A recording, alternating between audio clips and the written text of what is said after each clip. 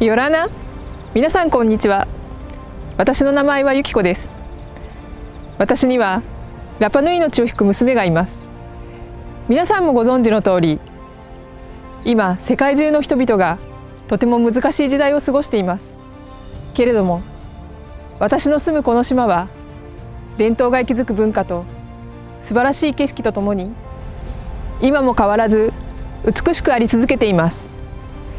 先祖から伝わるコミュニティを守る習慣であるタプを行い、島のお年寄りや子どもたちの健康を守っています。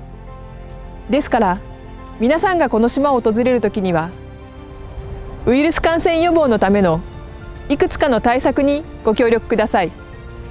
常にマスクを使用してください。ソーシャルディスタンスを保ってください。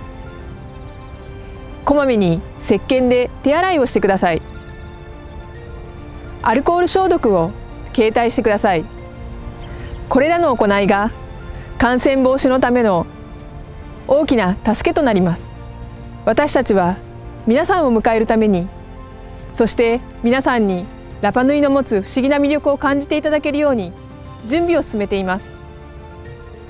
あなたも私たちもみんなで気をつけましょう。皆さんを心からお待ちしています。ヨラナ。